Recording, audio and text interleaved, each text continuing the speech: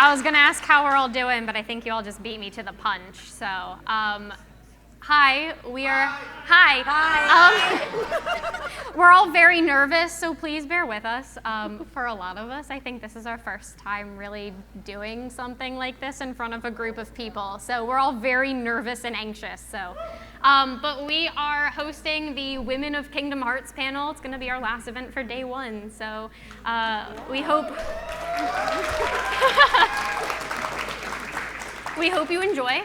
I guess we're just going to start with some introductions. So my name is Komi. I am a Twitch variety streamer. I'm known as Paupu Komi. I do lots of lore dives and randomizer playthroughs, and I'm currently working on an all achievements playthrough of the entire series from Kingdom Hearts 1 to Melody of Memory.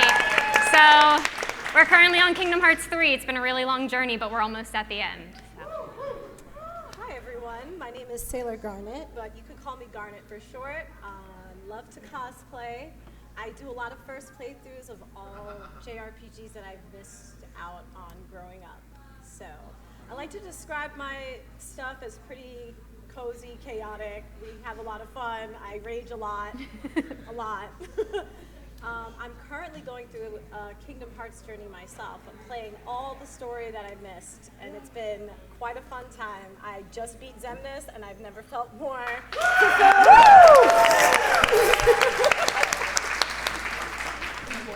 Oh, okay. How's this? Awesome. Okay.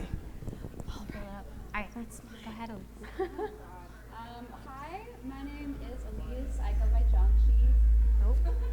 Okay, maybe that's too close. We got an earthquake. I mostly stream first playthroughs of JRPGs, whether they're action, turn-based, or visual novels.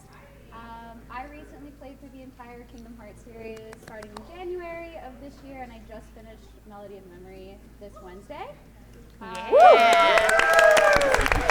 We love new players.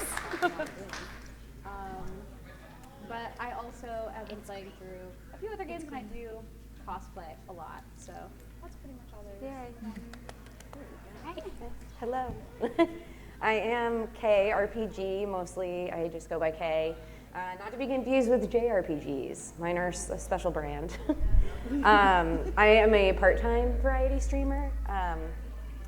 I talk a lot about mental health in my streams. It's a really big and important piece of what I do because that's what I do offline. I also play a lot of the JRPGs and just RPGs in general that I missed out on in childhood. And currently I'm actually going through Final Fantasy X, but Kingdom Hearts is one of my favorite series of all time since like childhood. Yeah, I would say my streams are all over the place, very cozy, can be very chaotic and silly though, and yeah, we have a pretty good community that likes to support each other. Hi, I'm Momo Pokemon 95. I go by Momo. I am a variety streamer, content creator. And I usually do first playthroughs of just about anything. I just can't do horror. Horror like freaks me out, scares me. But I also have a huge backlog. I think we all know how that feels like, having a huge backlog. And I do challenge runs. I have done Kingdom Hearts with a dance pad. And I plan to do another challenge run in October, but with Kingdom Hearts 3 with a dance pad. Woo! Let's go. All right, so we're here to talk about the women of Kingdom Hearts, but I figured to kind of, for a lot of us, this is our first time meeting each other in person. So the first question I really wanted to ask my fellow ladies up here was, when did you get into the series? What's your favorite game? What's your favorite moment? It doesn't necessarily have to be surrounding one of our females yet. We're gonna get into that talk later, I promise. But yeah, so when did you get into the series? I know Elise said hers was this year. Yeah. So, do you want to start since you're our freshest? Yeah. Sure. Welcome to the family. Yes. Happy to have you. Happy to be part of it. So what exactly is it? When did you get into the series and what's your favorite moment? That's going to be a hard one because there's too many. Okay, so obviously I got into the series earlier this year. What moment is so difficult because there are just so many really good ones. Well, we're getting a fancy right now. Oh, okay. She's special. Okay. You might have to come back to me. I might have to Okay, think about this a little that's bit. fine. Garnet, do you know? The first time I got into the series, I was 13 years old. It got Kingdom Hearts 1 for Christmas, and I spent a good 6 hours right after I opened my presents playing it. My all-time favorite Kingdom Hearts moment, though, would have to be when I beat Xemnas like last week. I mean, Kingdom Hearts 2 makes you work for it for It's the a end. pretty defining moment. It makes you that's a work big for moment. it. It made me work for it. I almost pulled like an all-nighter on stream, just constantly. I would not stop. But once I did it, it felt so good, so good. That's awesome. Yeah, I was also a childhood finder of Kingdom Hearts. I was telling a few people this story earlier that when I played mostly Nintendo games, but one of my best childhood friends had a PlayStation, and I used to go over and watch him play Kingdom Hearts, and I was like, I really want this game, but I didn't have a PlayStation. So my parents, being parents, were like, oh, well, I was 10.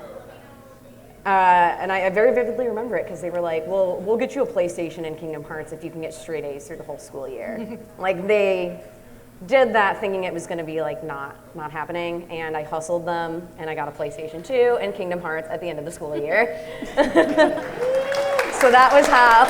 It was worth it. It was worth it. That's how I got into the series.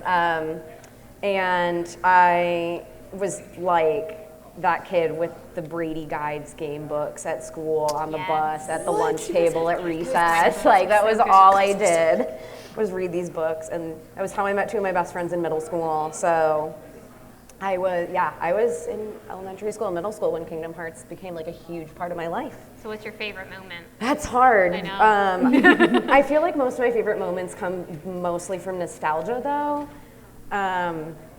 So I really think the one that sticks in my mind the most is the end of Kingdom Hearts 1, when Kairi is like, come back, come back to me, and sort of I'll come back to you, I promise. And I just remember being a young child, just this is so emotional. But it's a really beautiful scene, and at the time the graphics were beautiful, and so I think that is a moment that always pulls at my heartstrings. Momo? So I would say I was 9 or 10 years old when I started Kingdom Hearts. I was going in a game store and I saw it and I went, why are these characters on this cover with, who are they? So I eventually got the game and I thought, why am I starting off as Roxa? Who is this character? What happened to Sora? Where's the main character? So I started pulling through, and eventually I got there, and then I guess one of the favorite moments I remember was when Sora cried. He had to say goodbye to Hayner, Pence, and Elect. Yeah. Oh, that's a good one. Well, did you come up with your favorite one? You want me to go? All right, go for it. Oh, wait, what? Oh, with the favorite Kingdom Hearts? Yeah, do you... It's hard because it's either 1 or 2. Maybe. They're both good. Yeah, they're both just as good. I would say they're equal. Yeah, they're equal. That's fair. Go ahead. Yeah, give it. I'm so excited to know this. I've been... I know. Yeah, your favorite moment. Okay, so I would say my favorite moment story-wise, because I'll give you 2. Okay. One will be similar to yours, but my favorite story moment was in 358 over 2 days. And it was the Xion boss fight. Oh, That is one of my favorite moments in that game. It is absolutely emotionally devastating. But I really loved the cutscene that played afterwards, and I don't think I've ever had such an emotional reaction to a video game before that video game. And that is also my favorite Kingdom Hearts game. So my second favorite moment would be when I beat Data Terranort off stream on accident. Pro gamer. Pro gamer. She's been practicing these data fights so hard Yeah. the last 2 weeks. So. Seriously. beat them off stream. No, anytime I practice them off stream, I beat them off stream. That's how it That's works. why That is actually how it works. Off stream You as heard it well. here first. It's just like when you say something's a finale Yeah. in your stream title, and then it's not. And then it's not. It's never a finale. And it's like, okay, now I'm a liar now. Streamers are really bad with actually coming up with, yes, we are beating this game today, and then 8 hours later, it's like, oh, no, I'm not. Yeah, that was I'm sure a lot literally- of you can probably relate to that. That was literally my experience with 2. I was like, no, I have to do this today or Yeah. I can't go to Reconnect. Yeah, we would actually like keep you outside. You Yeah. wouldn't be allowed in. Oh boy. I guess my turn. I was 7 years old. I'm young. It was the year that it came out. It was Christmas time for me too, and my uncle actually bought the game for me because you know how earlier when we were like getting to know each other and doing the like cards, and they had to go on this side if you like Donald and this side if you like Goofy. I love Donald Duck a lot. I love Donald. And I was a really big Disney fan, and my uncle, I guess, saw this game in the game store when picking out a Christmas gift for me and was like, oh, Disney? Yeah, this is it. And that's how I got Kingdom Hearts as a child. I had no idea what it was. I'd never heard of it before. I hadn't played a Final Fantasy game until that point. So honestly, Square Enix titles were really new to me at that point. And I booted the game up and was absolutely terrified of the Shadow Heartless. And and couldn't play it by myself, so I made my cousin play it for me to start. And then I think it was around like the Traverse Town point when I finally felt comfortable enough to actually play the game myself. And then I fell in love with the series, and it's been my entire life since. So I love that. my favorite moment though is probably the end of Dream Drop Distance. And it's more for a funny reason, I guess. There's something about seeing Sora in the glasses with the fake mustache, with a party hat on, after all of the serious stuff goes down. Like, my dude, you are almost Norded, and here you are having a tea party while Riku's trying to save your butt. And it's just something about the moment is such sweet comic relief that it just like, you can't help but put a smile on your face to see like just the two of them finally like be done with a little bit of their stress, and then Riku gets his shining moment of character development that I would love to talk about, but we're here to talk about the women instead. So I know you're a Donald Duck fan, I am. but if you had to choose another favorite besides Donald Duck, one of our women characters, who would it be? Oh, I feel like this is gonna be a weird option for me. I love Larxene. Oh my god. Thank you. Larxene. You're ready to go. I've been So we came up with like an outline for tonight. We were like, well, let's talk about our favorite women in the series. And I was like, this is gonna sound really weird, but I love Larxene so much. Before 358, she was the only female in the organization. Please give this queen some more power. And honestly, I love that she just does not care what you think. What she says goes, and if you go against it, she will try and destroy you. I'm trying really hard to not swear. I don't know if we're like supposed to be. If we're supposed to be family friends. Okay, yeah, I'll try. So she will just kick your butt to be. But yeah, I really love Larxene, and like I was so happy to see her come back in 3. Oh, perfect timing. And to see her show up I want to know more about her. I want her to continue being a boss. She's great. Yeah, she's my favorite. People say that I sound like I have Larxene energy when I stream, which is really funny. Because I feel like I'm a lot more calm, but then people are like, no girl, like you were raging. Like I was raging when they said. My favorite female Kingdom Hearts character that I want to get to know more as I keep playing more games is Aqua.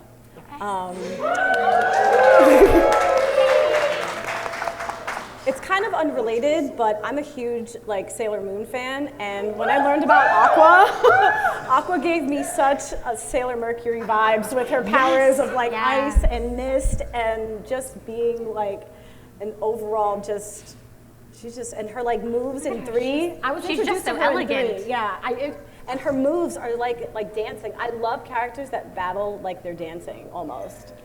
And I'm looking forward to like learning more about her. And I plan on cosplaying her. Yeah. We're on a cosplay this week. Good. Yay. Who's your favorite? Yeah. Who's your favorite? It's a tie. I tried really hard Okay. to pick one. I think I want to say I know who the 2 are, but Can you guess? one of them's Shion. No. Oh, really? Oh, I was wrong. One of them's Kairi. No. Oh, I'm just super wrong. I feel like we had a conversation and then a lot of things changed.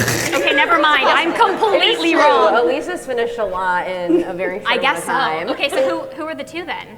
So my 2 favorites are Nominee and Scold. All right. And Scold. Okay, but why? Why for both? Yeah. Nominee will be a long time. We would be here a while. Oh, okay. Scold. Give me the Spark Notes the Spark version. Notes Yeah. version. The reason why I love Nominee a lot is because I personally think that she is very strong despite not ever having shown like any battle ability, because I think a lot of times people associate being strong with physical strength, but she often stands up to the authority figures around her. You see it twice. And I think that's very admirable. She's also just very soft and gentle while also standing up for the things that she believes in. So even though it's a more passive strength, I think it's very beautiful, and I love that about her character. Scold, I was just very drawn to her throughout the entire Union Cross story, and I really liked her personality and her energy.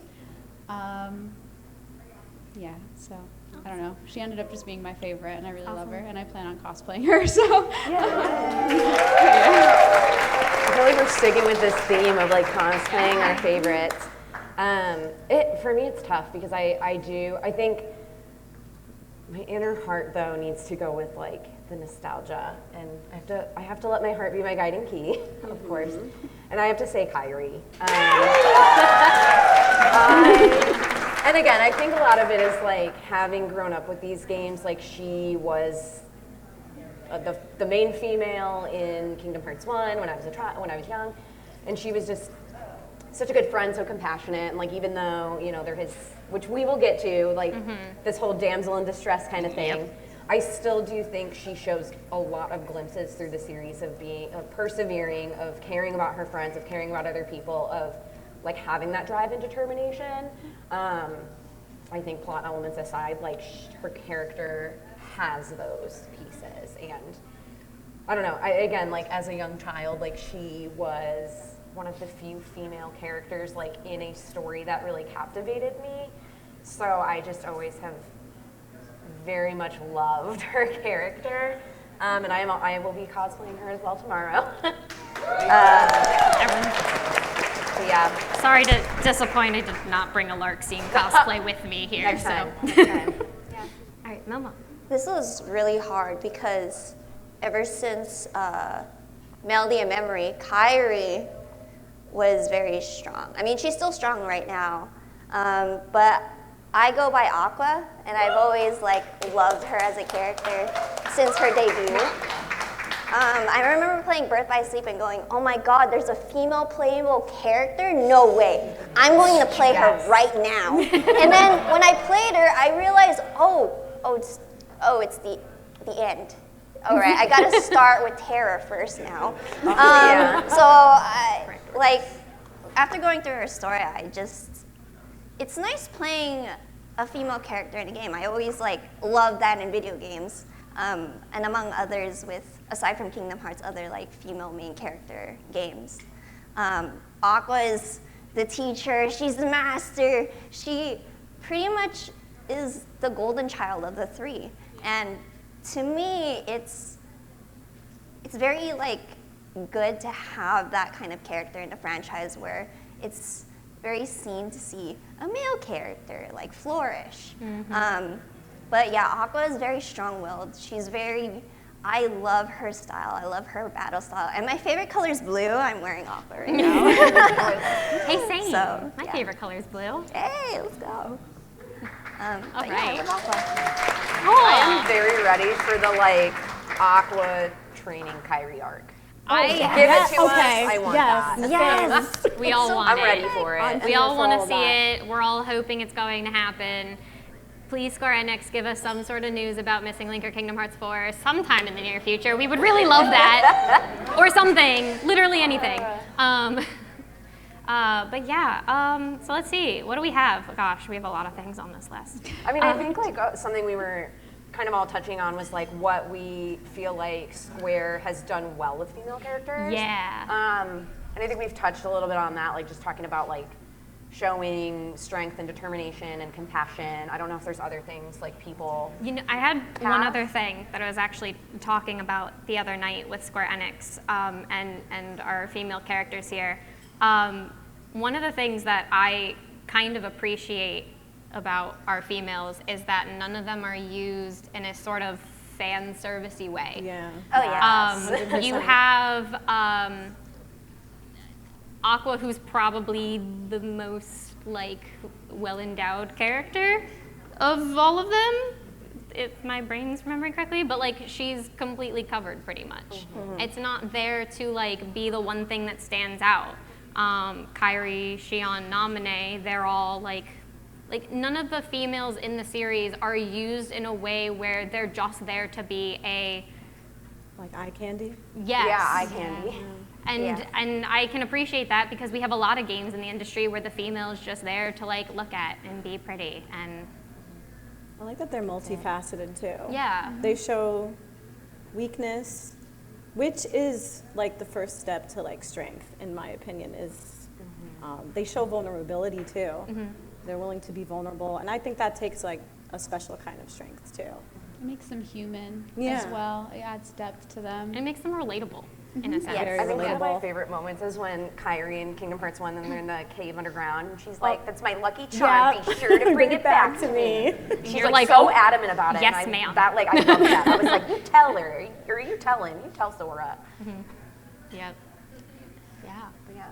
Anything else? I really adore Larxene. I really do. Because she has the bad energy. I can't swear, so. But yeah, the bad energy. Right? It's like Yeah. And like another game I think of is aside from her is like Bayonetta. Oh, Bayonetta. Yeah, Bayonetta. She reminds me of Bayonetta with that bad energy, and I want to see more of that in the future of the series because we still have yet to know more about her, and and Strelitzia too. Yeah. Ooh. We have Sister Lizzie lovers. I have some things to say about Strelitzia later. oh dear. Yeah, I love Strelitzia. Don't get me wrong. I'm not saying I dislike her. I am upset with how Square Enix handled her, which I think is probably a good segue for us to Yeah, I move think into. it's like a good. Yeah. We were kind of discussing, okay, we need things to like talk about for this panel. And a lot of us agree that Square Enix didn't really handle the females of Kingdom Hearts super well. A lot of the plot is focused on the boys, and like that's okay, but like then you take your female characters and they don't get the development that the boys do. Riku goes through this whole journey of giving into the darkness, realizing that separated him from his friends, and overcoming that darkness and getting to the point where he becomes a Keyblade master. And like he has this entire journey. And even Sora has this entire journey, and like shout out to Bio back there for coming up with the entire Psychology of Sora video. So good. These male characters get so much depth and development, and then you have the female characters who, while not used as fan service, are resorted to damsels in distress and You would think Kyrie would have like her moment at this point, or someone. Yeah, I think, and I think one of the hardest things is like, while we do have the positives, and as we're focusing on that, a lot of that though is like us kind of having to read between the lines to pull a lot of that out. Like we have to really do a lot of analyzing and digging. It's not just like on the surface present. And like as females, who are playing these games and doing content creation or even just like enjoying media, like that can be really problematic. And I don't know, we thought it was something really important to highlight. And also just talk about ways that like we think things could be a little bit different, like maybe if we have ideas. Right. Or, So like, Yeah. let's talk about who has power in the series. yeah. Who do you think? I mean, it's mostly the guys, but like when you think about which female characters show that they are the ones in power, I guess the first one that stands out to me would be Aqua. Yeah.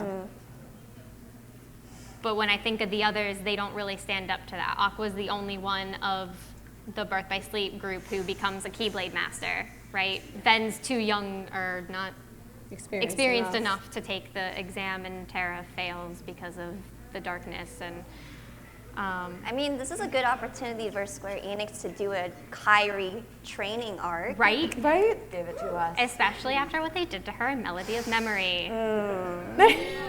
Is anyone else upset that Kairi didn't get her shining moment at the end and they gave it to Sora instead? Oh, plot device syndrome. Another one bites the dust, I Main guess. character syndrome, yeah. Yeah. Yeah.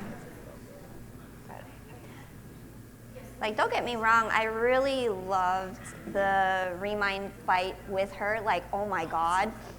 You get to play as her? Oh yeah, What? That's crazy. I was so excited. which is That- no, because you can pick Aqua earlier in the fight, right? But it's like, you've played as Aqua before, this is your first time getting to play as Kairi. Yeah. If you Yeah. pick her between the two options, so. Yeah. I think one of my favorite moments in 2 is when she grabbed like a Keyblade materialized yeah. and then I she just plows lost- through those I heartless. lost That it. right I there, was when like, she jumps off. This is why I love like, her, "This is like my time." Kairi, and they had such a chance to do an upward trajectory of that, like in 3, and they did a lot of it off camera. There's a lot of implied There's that a it's lot. happening, Yeah. but it's like not overtly shown. That's not what we want to see, though. Like they give her like maybe like at most 3 minutes. And then when even. they give her that chance, she gets kidnapped. Yeah, that something always happens, but just And- has to be like, well, now they have to save her Ignored. again. And she gets resorted to the I need to be saved, come help me, Sora, Riku, someone. She definitely has the potential to She does. wipe the floor with everyone. I think another interesting point though is also thinking about like how we define and think about strength, because I think right now we're also really focused on like physical strength. We're talking about like physical manifestations of strength. Yep. And when you were mentioning like strong females, I was also thinking though about like in Kingdom Hearts 1, like Kairi's kind of the key to Kingdom Hearts. Yeah. And so like in a narrative sense, like they actually are implying she has a whole lot of power. Right. So I think as we think about like how people consume media, like a lot of times people don't do the analyzing that probably many of us in this room do with content creation or speedrunning or videos, video essays. And so again, like she has that strength, even like Sora in 3, like he's able to maintain his form because of Kairi's will, because of Kairi's Yeah. strength. So I don't want to say that they completely disregard that she has any role or that the female characters have any Right. sort of like role, but they definitely focus a lot more on like that trope of like women have the psychic strength and the emotional strength and will, and men have like the physical brute strength. And I think it can be a little bit of both, because I think it also then waters down men to being these like brutish, like unemotional characters too, which is also not real. Right. You could tell. Social worker. There's many different ways to be strong, like you said. There are, as opposed to just being like brutally, like brute Having strength, the like you actual said. power. Like Yeah. spirit, Or just having battle willpower, strength in general. intelligence. Yeah. Because being strong, again, is not always being like in battle either. Because thinking about powerful, like characters that are women in the series, I would also argue that Naminé is also quite powerful with her abilities. So Yeah. it's like I don't think power should always be measured in physical strength for all of the characters. Yeah. Because No, even you could be physically strong, but you had, like Riku had succumbed to the darkness despite being physically strong. Terra Terra. fell to the darkness despite being physically strong. So you need to have like that mental or emotional strength. Yes. It takes a lot of power to not succumb to the darkness. Yeah. Very easy to succumb to that. Absolutely. Yeah, I also think about in 3 when like, you know, Sora's obviously very strong. He's the main character. He's super powerful. But even in 3, when he like falls down to his knees and he's like, I have no one. Like he felt his entire strength was from other people and not within himself. And so I will say, I do think we can see in the women that like they also, maybe I'm missing it. Maybe I missed something, but I don't see them saying though like, oh, I only have value and worth and I'm strong because of my male friends. Right. Which I think is a really positive thing. That also made me think of the trio. The trio topic as well. Oh gosh, I feel like we have a rising pattern here. Sora, Riku, Kairi, Terra Ven, Aqua, Roxas, Axel, Xion, Yes. Hayner, Pence, Olette! Yeah, I feel like females are created. Oh, you're on top of this. This is awesome. Yeah. I feel like females are also created for the series to round out some sort of group of trios. To round out a group that, give me a trio that has 2 females and a male. One, instead of like. Come on. Or just 3 females. Or like, just all 3. Yeah. give me something that breaks the standard. Or 5 females. Give us something like break, that. break the trio. Let's make it a, yeah. That like I want to scream Or like 10. I wanted to scream that was a Sailor Moon reference, but I had to like keep that. Yeah, I mean, I don't know. It's understandable, I guess, that when you have a pattern, you're gonna stick with a pattern. But like, if you're gonna do it, round it out more. And now that I'm looking at this screen up here, I'm wondering how Isa plays into all of this, because now we do have a group of 4, I guess. Yeah. But then it's that's true. 3 men and a female. Yeah. I don't know. We need more female characters. That would be great. Yeah, we can always have. I'm also like thinking about the Disney worlds as well. Like, I guess I also started like, I don't know, in my brain thinking of this with my ADHD, like just even thinking of like when we go to the Disney worlds in 1, 2, and 3, like how many of them have like when there is a cameo character or like when you get an extra party member, like how many of them are like the female Disney leads. That's true.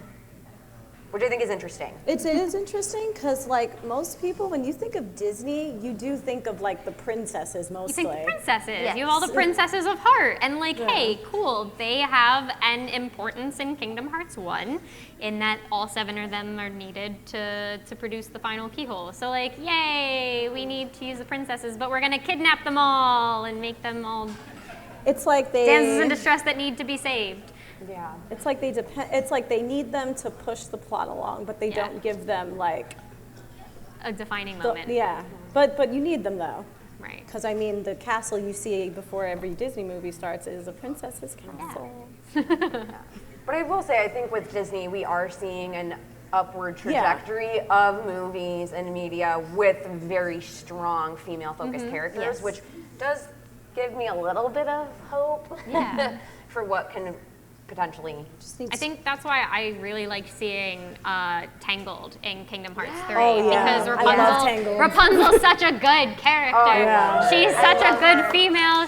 And she joins your party, which I lost my mind and over. she joins your party and you get caught up in her hair and it's really fun. But I really just love, and this is kind of going to go into Disney females, but like Rapunzel is someone who has never been out of her tower, and then she finally gets that chance to do it, and she is utterly terrified, and she has this whole mental battle of, oh my God, this is the best day ever, my mother's going to kill me, like all this, but she still sets her mind to doing something and then does it and will stop at nothing to achieve her goals. And like, so seeing her in Kingdom Hearts 3, it was like, this is the kind of female I'd like to see, I guess, more. And you're right, we're seeing that with more Disney movies that are coming out that may hopefully be in future games.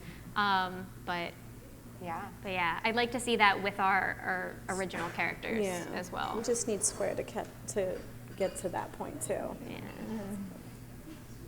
I did think of a strong female in Kingdom Hearts who lords over a male character, and that would be Maleficent and Pete. Oh, Oh, yeah. Because Yep.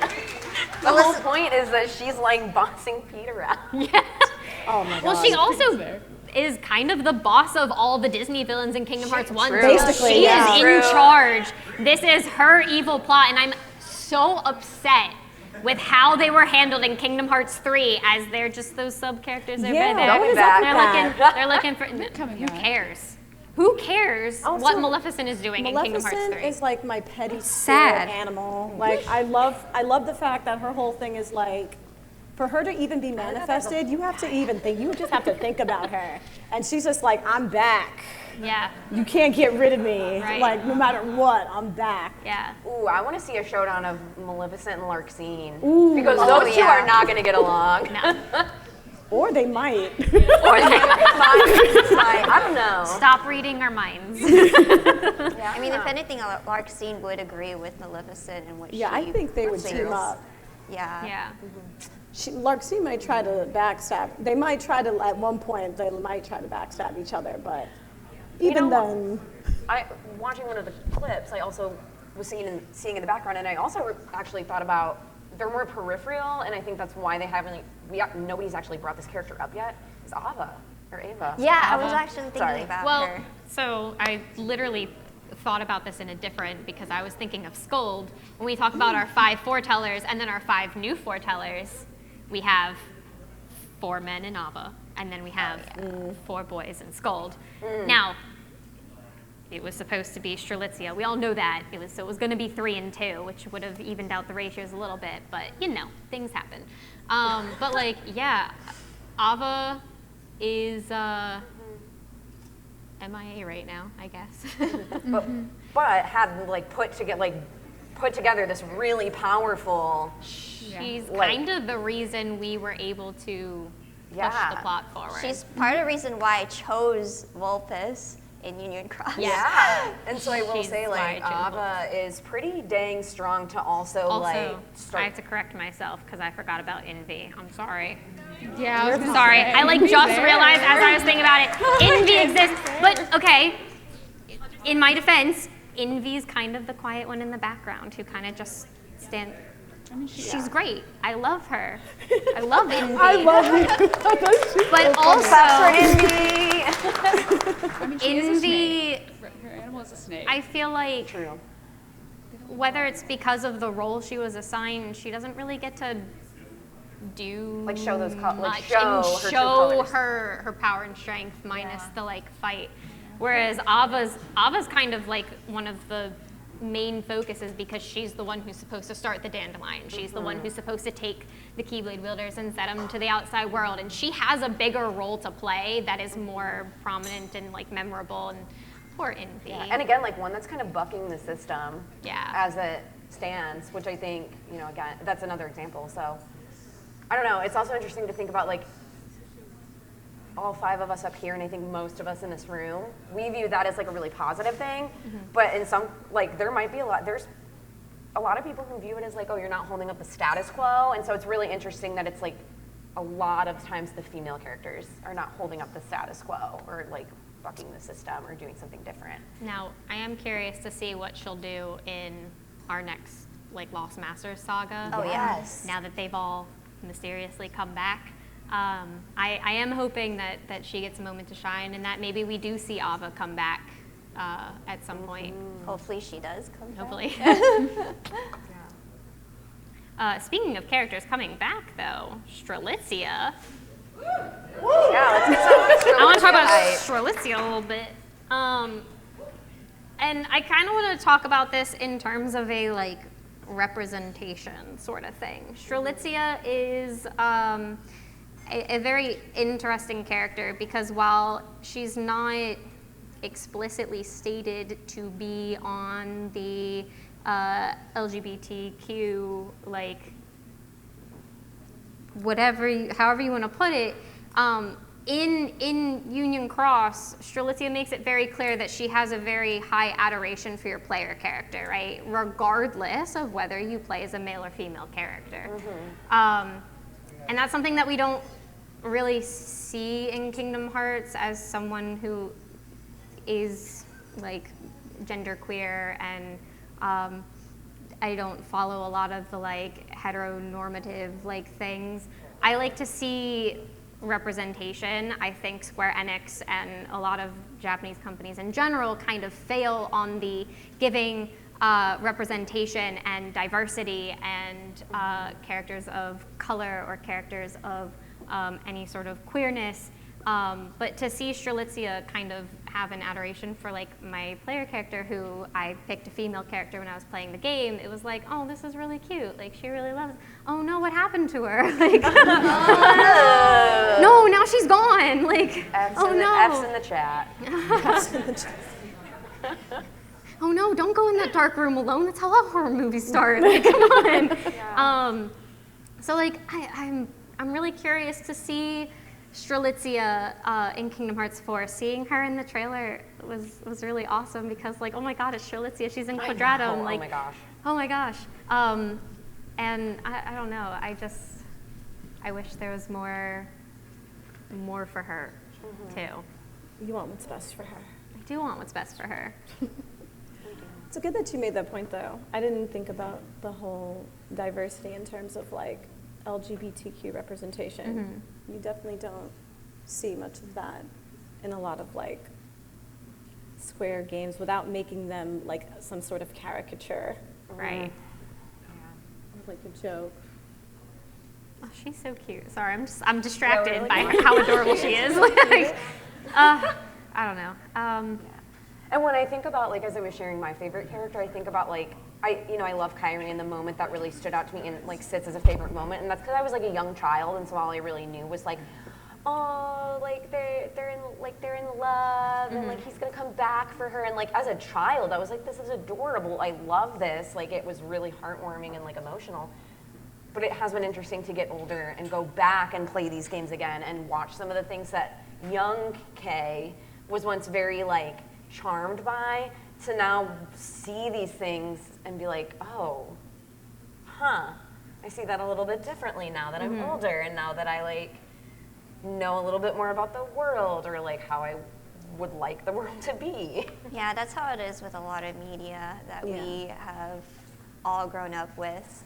To see the jokes, right? We all know what the jokes are. And go, oh, I didn't notice that until I got older. Yeah, and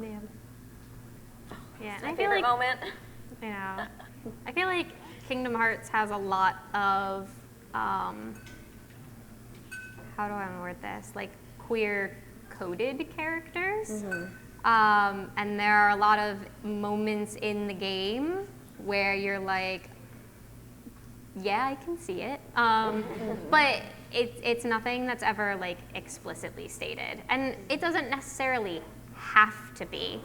But I wish we could see more of that sort of representation, whether it's with males or females or, you know, non-binary characters in games. Like, I just wish we could see more of that. I agree. And I think, you know, we discussed this, that like we're gonna come up here and we don't want to like overload this discussion with critiques. Like, we hate this series. So obviously, we are here because we love this series. We love we're this really series. passionate about it. You can love a series and critique it at the same definitely. time. Yeah, like you heard our passion about like how we found out about Kingdom Hearts, and part of why we have critiques and part of why we have these discussions is because we want better for it. We know it can be better, and if you love something, like, you want to speak out on it. You want it to be better and reach its full potential. It's not to like, I'm gonna just complain to complain. It's like, no, we see such potential. We love this series. We want other people to love this series, and like, here are all the reasons why, like, what we love, but like what we wish could be better, because we know you can do it. And we want them to do right by all the characters. Yes. I mean, everyone loves seeing themselves in characters. I mean, so many people relate to Sora, so many people relate to Riku, so many people relate to these male characters. It feels good to see a character that like you can relate to and see yourself. Yeah. It's like a younger me would wish to be like it makes me feel like I could do that. Like, I can be strong. Yeah. I can be powerful not necessarily by myself, but, you know, like self-reliant. Yeah. And not needing to be like the buffer for the main character. You just feel those connections. Yeah, people say like, reconnect. oh, but it's just, people say that, and they're like, oh, it's just a game, but it's like, you know, but it's still, think of how it must feel for like a young boy to see like Sora, like just completely like overcome every obstacle that he faces. And it would be nice to have little girls to feel that way too. Yeah. I would want a younger version of me to feel that same way. Yeah. I know a lot of us when we were younger, we wanted to be princesses Yeah. and we wanted to have like a knight in shining armor to come save us. But like, I don't know, now that I'm older, No, yeah. that's not what I want. I want to see a really strong female, whether it's physically or emotionally, who isn't just used as a tool for the plot. Yeah. A needs to be saved, or you require motivation. So Yeah. thanks, Xehanort. Yeah. Yeah. And then they We shouldn't heard be, those groans. Yeah, they shouldn't be afraid of them even being categorized as a Mary Sue also, because I've heard that term before. That like a Mary Sue, they're just like, oh, we're just making like a strong female to like push some agenda. And Yeah. it's like, it wasn't an agenda when you have strong male characters, so I don't know. So don't get us wrong when you hear us like constantly We love critiquing. the series. We love the series. We love the females in it. We just want Square Enix to do better by them, and I'm sure some of you will agree on that as Because well. ladies can be I'll Keyblade play more of masters the too. female characters I've always had. I want them to gosh, do yeah. better with them, but I want them to do better with them in a way where it doesn't feel like they are just Doing it to do it. doing it to make up for the out of guilt. Where Yeah. it's like now all of a sudden she's like with Right. Kyrie, as somebody who played through Melody of Memory recently, didn't see any promotion for it. Like I just played it in the release order. I didn't go into it thinking it was Kyrie centric. Like I knew where it took place in the plot. I knew that it was while she was asleep. To me, it felt more like it was a recap game. So the Yes. last section of the game I was happy about, but I did not feel the same level of disappointment as other people did, in the sense of I didn't really think that she would be at that point from what I saw in Kingdom Hearts 3 of her abilities. I didn't think she would be at the point to do that. And so at the end of that game, I felt like it was such a positive that she wasn't going to be trained by Jensen anymore. 'Cause stop being trained by old dudes. Anyway. And so I was very excited at the prospect of her being trained by Aqua. I felt like it was, Yes. Yeah. as long as Kingdom Hearts 4 either has like a training arc, or we get a training arc, or we see what comes In out some of that. capacity. Give us a new In some trio. capacity, I would love to see that, because I feel like there's so much potential with Kyrie, but I want her development to be believable. I want her development to be I on want the her same development to be like tier. Riku's. Yes. Right. The same as Riku's, the same as Sora's. I don't want her to just be powerful out of nowhere and have it be when I haven't seen. Any progression. Yeah, like I saw her fight in Kingdom Hearts 3. I played as her. It was great. Her Right. abilities are amazing, but I just feel like it would feel rushed. I think that kind of is part of the disappointment maybe with Melody of Memory. I agree. Taking the expectation that Melody of Memory is a Kyrie-centric game is, I don't want to say like incorrect, but it really is kind of a recap because you're replaying all the music and all the world. I was so excited for Oh, a that rhythm game's game for Kingdom awesome. Hearts because I love rhythm games. But it is basically just a recap, and yeah, Kyrie's the one that's telling the story, but it doesn't really become a Kyrie-centric game until the last 20 minutes when you get the actual plot of Melody of Memory. And they're like, oh yeah, here's an entire rhythm game, but the last 20 minutes are the important parts. And I think seeing her fight in Remind and being able to choose her as your fighting character, it was like, okay, now she's in the final world. Xehanort has shown up. There's a battle that's about to happen. She's done this before. She can do it again, and she doesn't need Sora to be here this time. She can do it on her own, and then the game was like, haha, no, just kidding. This is Sora's fight again. and I think that's where the disappointment comes in because she did fight and prevail against Xehanort in Remind, so I feel like she could have done it again, and that would have been a really great moment for her to show how far she has come from not really having any real purpose other than being a Princess of Heart in the first game, to she got a Keyblade in the second game and fought a couple Shadow Heartless, and then Kingdom Hearts 3, it's like, okay, she's done all this training and now she is standing as a guardian of light. So I think that's kind of where the disappointment comes in, because I feel like she could have done it. And I am so excited for her to go into this training arc. I was very proud of her decision to not go with Riku to Quadratum and have that ability to say, I know I'm not ready for this. I need more training. Good on her. That's a form of strength, that too. Is, yeah. It's a form of I also was strength. thinking, That's I'm a like, huge oh, form we of could strength. have, it could be Aqua, Shion, Kairi, Yes. Tria, and Naminé, so please a don't. quartet. A quartet.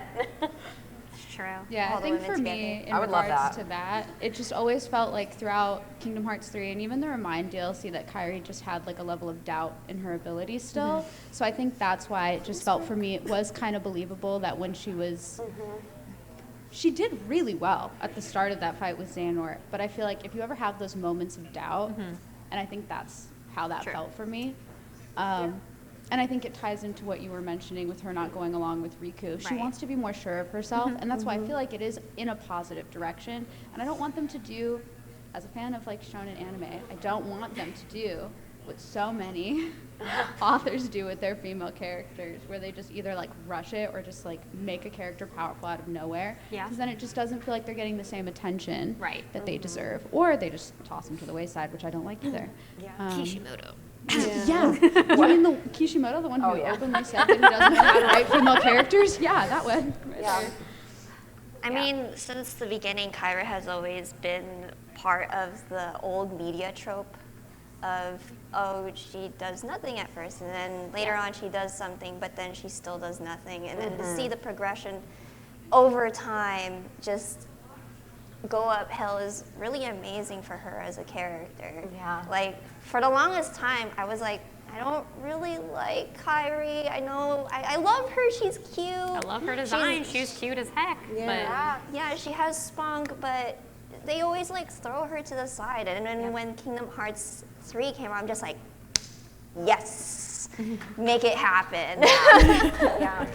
But I think we are in a good trajectory, considering they, Shion's back, Naminé's back, Kairi's training, Aqua is back. Like, the females are back, and they are going to be bigger than ever. Females are back. And they're not going to be trained by old men. Yeah. I will say though, I did really love the Data Xion fight. I haven't done it yet. It's amazing. We haven't I done, think I haven't often done about data. permanent You've now violence, done more like, than I have in Data, terms of data Xion, fights. Oh my God. You all have, I'm like so scared. They're really fun. They're fun. I've never done me, them. yeah. I've never done them either, so. I'm like terrified to even Yeah. start one. I also couldn't do Sephiroth in Kingdom Hearts 1, though, so. I'm still traumatized from that, and I was 13 when I first accidentally bumped into him. Yeah. Well, I mean, I don't know how much time we have, or Yeah. like what we have on the docket. we're good, But apparently. yeah. Yeah. I'm chilling. I was like, I'm also like, I don't know if people have questions. Oh, yeah. Yeah. We were like, we can throw some Yeah. we- questions out there, comments, like, Yeah. Oh, sorry. yeah, no, don't. So, Kyrie, I noticed about her, she stands like Sora, right? And then she mentions in her little notes to Sora that she reflects on Sora by Riku. So there's a lot of Kyrie mimicking Sora. So when Melody Memory, when she becomes Sora, I was curious from that perspective, if you even had that perspective, that maybe she doesn't really know herself and she idolizes Sora in a way and she kind of wants to be him. I was curious how you felt about that. If Yeah. Yeah, that's I don't know. I don't know if the camera picked it up, so it's okay. we can like. It's okay. Yeah, it was just like, so someone was asking about how a lot of times like Kyrie's posture and her actions and behaviors like mimic and mirror Sora's. So is it that she isn't too sure of herself and she finds, what was it? She finds a lot of like She just mimics, I guess just looks up to Sora. yeah, looks up to Sora, like kind of not idolizes, but like really looks up to Sora. And so looking at it from that perspective, does that kind of like, do we have any input on that? That's a really interesting. She pretty much acts as the big brother and she's the little Yeah. sister. I guess it would be interesting to see her kind of develop her own style Yeah, for sure. going forward, especially It now seems that like it's going that way. going to be training under Aqua. Yeah. She hopefully won't need to mimic Sora's stance and posture and movements and. That is an interesting perspective. Yeah. Yeah. I like that Because perspective. in the end, with Remind, she also does this, but her Yeah. feet are just together, so her unsure, legs. right? Yeah. Yeah, who did let them be trained under Merlin? Yeah, she's Mom? yeah, Mo. Did someone have a question? This question is for everyone on stage. Out of all the Kingdom Hearts games, what part made y'all cry the most? Ooh. Oh man. So out of all the Kingdom Hearts games, which one made us cry the most? That's the question. Just like moments in general. Okay.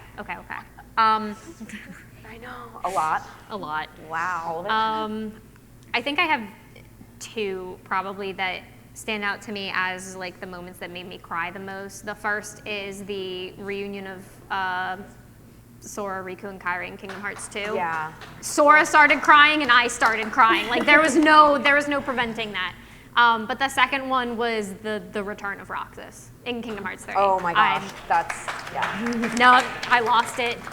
A lot of the end of Kingdom Hearts 3 actually made me bawl a lot the first time I played through it. I was an emotional mess. For me, I would say Kingdom Hearts 3, yeah.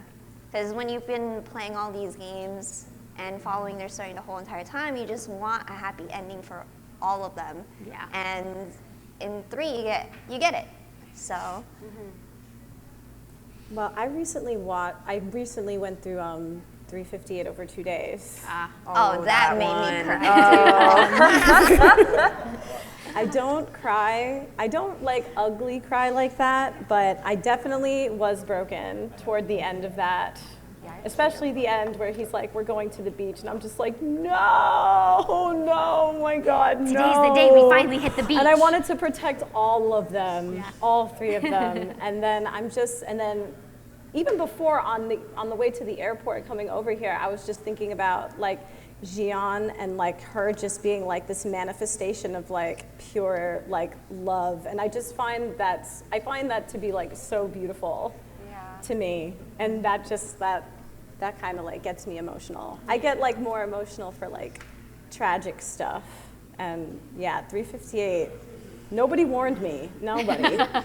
They just let me like. They were just like, oh, I can't wait. No offense, but good. That's how better they okay, don't but warn as like a you. lifelong fan, You don't want the warning. That's you how it should want be. that emotional Nobody experience. warned me, but yeah, that was a very emotional experience.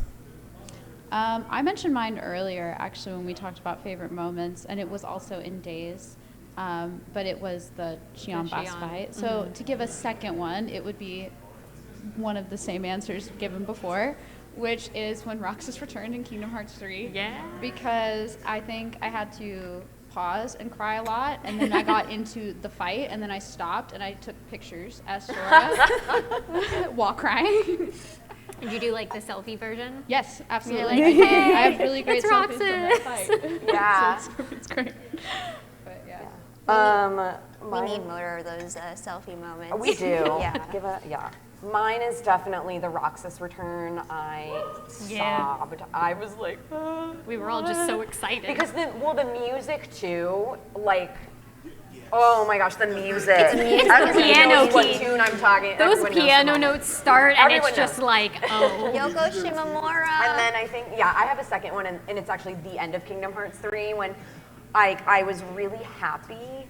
And then when Sora faded, I was like, where is he? Where is my that was son? loud. Where's my boy? Don't Think Twice and starts. then Don't Think Twice starts playing, and I just like lost it. So Kingdom Hearts 3 was like, ooh, right in the gut. Yep. I think we're being. Thanks for making us relive our Thanks for. He's like, that. yes. emotional moments. Kingdom Hearts is.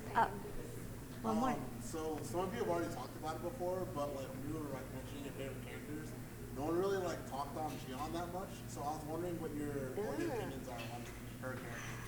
Oh no. Opinions on Xion. I'm Xion. Here it comes. I love Xion. I really do. I love her kit. I love her battle style. I mean, basically, she's just another Sora, but more of the light projectiles coming at you every now and then. Yeah, I really love Xian, but I don't know. I just feel I really love Aqua, so. Yeah. I will say I don't really see her in Sora being super in common. Because I think her character's written very melancholy. Oh And yeah. I kind of liked that. I really like Xian as well, for the reason that I think she shows like a sadder and different side of really any Kingdom Hearts character, where she like really shows a lot of pain and struggle consistently.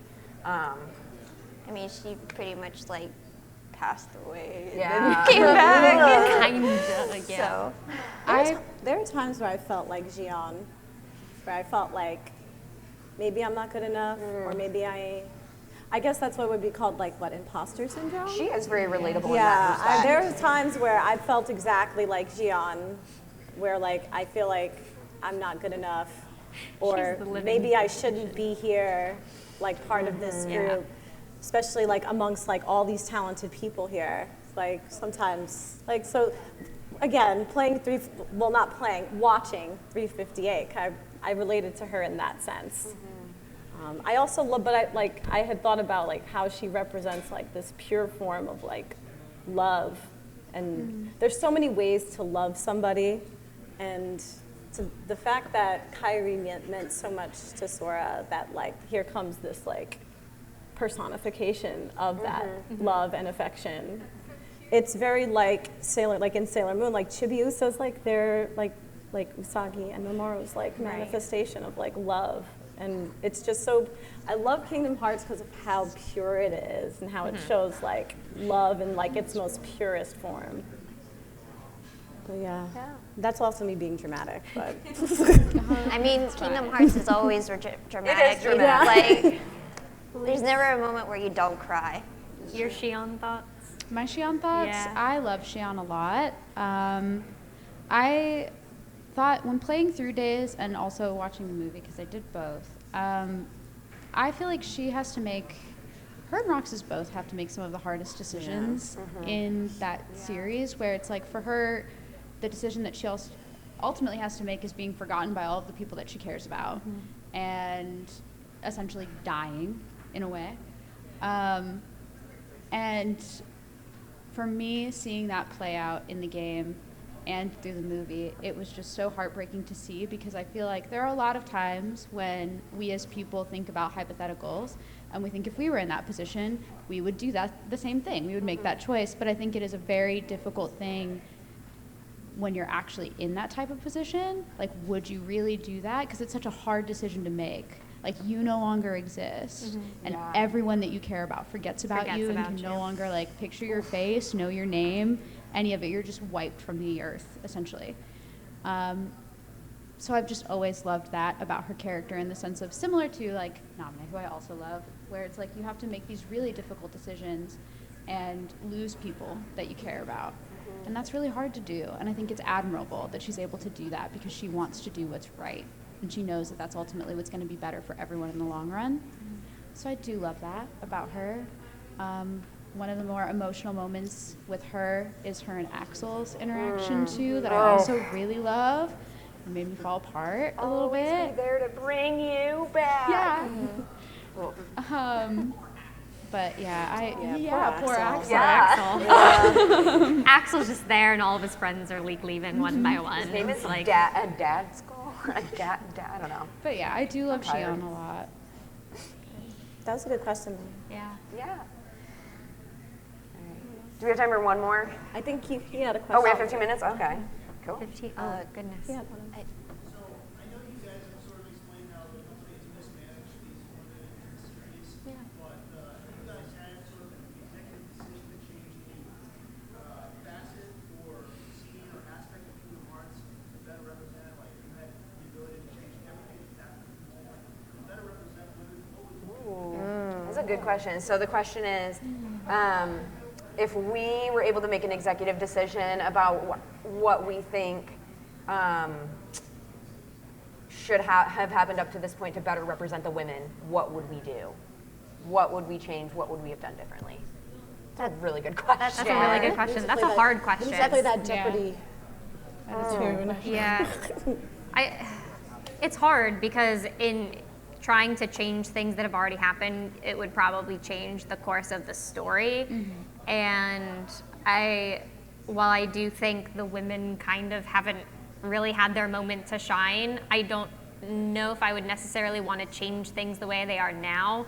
But if I had that executive decision to then say, hey, here's what we can do with the future of the series, we've discussed a lot about how we would like to see these women grow and develop in the future, that hopefully that's what we get. I would say, I know we've talked about it a lot already, so I don't want to go into too much, but again, changing maybe how the end of Melody of Memory probably would have been the one big one for me.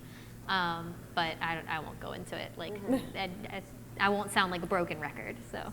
It's hard because I've always wanted a Kingdom Hearts rhythm game. Like, I expected something like DDR, right, with all the arrows, but we ended up getting something like completely different, but still a rhythm game. I don't know, I feel like at that rate it could have just been DLC, but that's just me. I think I would have loved to see some playable cutscenes, or even just like more in-depth cutscenes with Axel and Kyrie doing their training in 3. Like, what were they training? What were they studying? What was going on? Like, even if we couldn't play as them, just seeing them kind of get into like scrimmages together, like battles together, battling Heartless to train. Like, I would have loved to see that. That would have been cool. I think like for the future, that's kind of what I would like. Even if they're not playable, I would love to see some of that you see with the male characters, where they like go in and fight and then like fail and then get up again and they're like, oh, okay, let's do this. Like, even in 3, Kyrie has that line where she's like, it's you and me in the ring tomorrow, are you ready? And then it's like, we don't get to see it. Like, where did that something come like from? that. And so I think like showing those little moments, giving us those snippets, like, would have been really amazing. And then I think Remind having been base game with Kyrie. Yeah. A lot of Remind should have just been base game.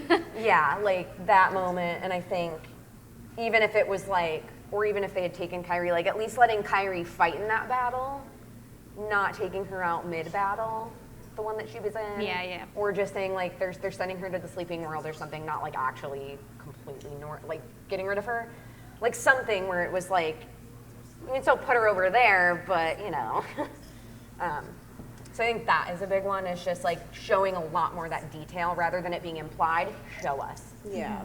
There's a lot of like missing points. Missing links, would you say? Missing links?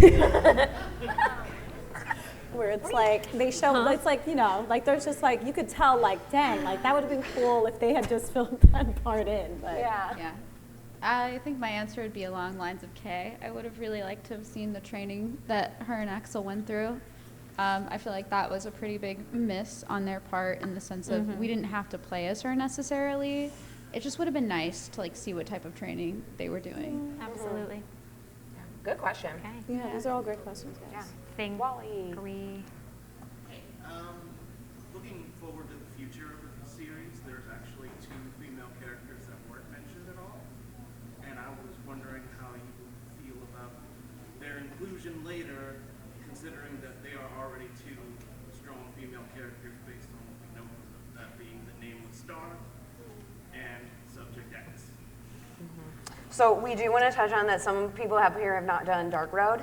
Yeah. So we like that's another like if there's anything Dark Road related, we are. Yeah, we're trying to like be very cautious about it, as like a heads up. But I don't. But yes, in regards to the Nameless Star, I'm a little worried, I guess.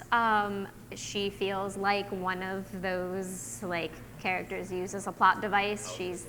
She's the third key to get the portal to Quadratum, and she has already lost her physical form.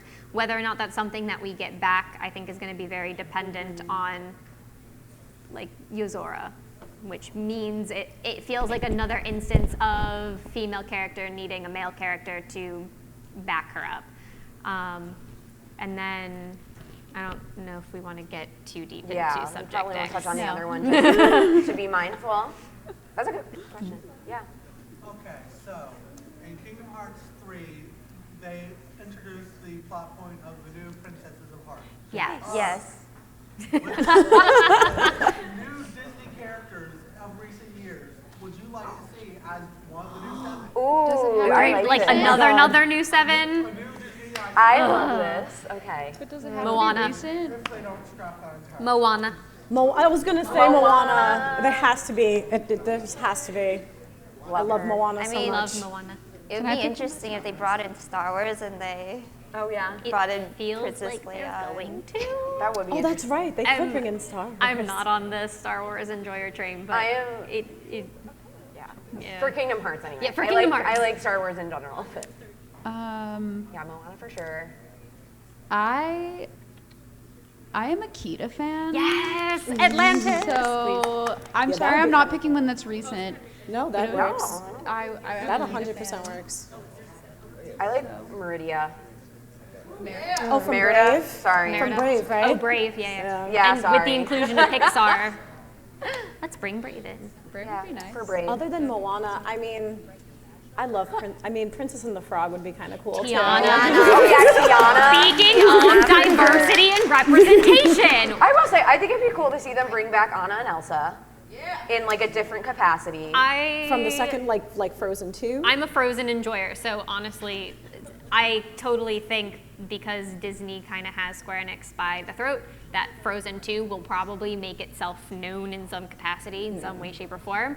If it becomes the new Kingdom Hearts 2 Atlantica, no one's gonna like it, but whatever. But I feel like that will come back, but I really... There's a lot of. Oh my I God, love there's the a lot. aspect of Tiana because I've always had this like Dr. Facilier as the villain Oh, for he the is so world is cool. so well He would make a constructed good, like, for heart- like, someone that can fall to darkness, Darkness. and control Heartless. literally Oh gets my God. He Give me. literally gets dragged to like what is considered hell. I think it would be good to just tell Square Enix it doesn't have to be canon. Much of what we see in Kingdom Yeah. Hearts isn't canon, and it won't affect the original Yeah, story absolutely. of the plot. So, Yep. I'm like rustling through Disney movies. There's a know. lot that could Well, work. we all know they're gonna bring back Hercules. We need the. So give me Can't Meg. have a- Give me Meg. She deserves to be there. She needs her moment. I love Do we Meg. have time for one more? Yeah, I think she had a question. One more. Yeah. Mental health is a really big part of Kingdom Hearts that is kind of just an underlying topic. So, in Kingdom Hearts 3, Aqua, who has historically been the awesome, leader type, has a moment of severe PTSD. Yes. How did you guys personally feel about that? I loved it because it was like it showed depth to her character, not just, oh, I kind of just existed and this terrible thing happened to me and I'm fine. It showed depth to her character. How did you guys feel about it? I felt that it was important that it was shown because she's been through so much trauma already, and to know that there is a character that you can relate to, that even though she is very strong-willed, like, oh my God, she actually has a weakness. Like, what do you do She's with that human. weakness? Yeah. Yeah, I loved Because it. I thought it was Aqua's so had to be the strong character throughout the entire thing. She had to be the one to stand up to her friends in Birth by Sleep. She had to sacrifice herself in Birth by Sleep so that Terra could make it back to the realm of light. She had to stay strong in the realm of darkness to not like fall and like lose herself. And then she's shown throughout the whole thing, like she has to be strong, she has to be strong, she has to be strong. Even Ericus like apologizes in 3 for putting all of that on her, right? So having her have that moment of weakness shows that she's human, and even as a master, like she makes mistakes, and I think that's great for Aqua. It's reassuring nobody's perfect. No one is perfect, and I think with her situation, it just felt like she did everything that she was supposed to do, and it felt like she just wasn't getting rewarded for it, and like now she's just left. And then, yeah, like she just felt left behind. Like, I did everything right, I took care of everybody, and like, look what I get. I personally felt like it was important to have that moment for her because, pretty much echoing what everyone else has already said, I feel like with a lot of women characters that are written in all forms of media, not just video games, a lot of those characters that are written to be like perfect or like awesome, they don't have that layer of depth to them, and it puts this pressure on all of real women to be everything, like to be perfect and awesome and strong and like not let it get to you, like not be affected, and it's like this impossible expectation. And I feel like it was good to not have Aqua fall into that impossible expectation and to show her have that moment of weakness and have that affect her. That was really important to me to see. You made me just think about that one monologue from the Barbie movie. Heck yeah. If you haven't seen it yet, there's really like this good. whole monologue about how like women have to like present themselves in like this strong manner, and that's what that just made me think of in a way. So yeah. I could talk about mental health in Kingdom Hearts all day. Panel of its own. So if We you don't have to would like to discuss that, you can find me. But I thought it was really important, and I really, really liked it. And I think I had mentioned earlier, it's what I really liked about Xion's character too, that she was written very like melancholy and just like frustrated and struggling, because it did feel like, as a woman, I'm like, oh, it felt very relatable. Yeah. In that sense. Okay. All right. I think that. Well, thank you it for from us. Yeah, thank you for Thank you your guys questions. so much.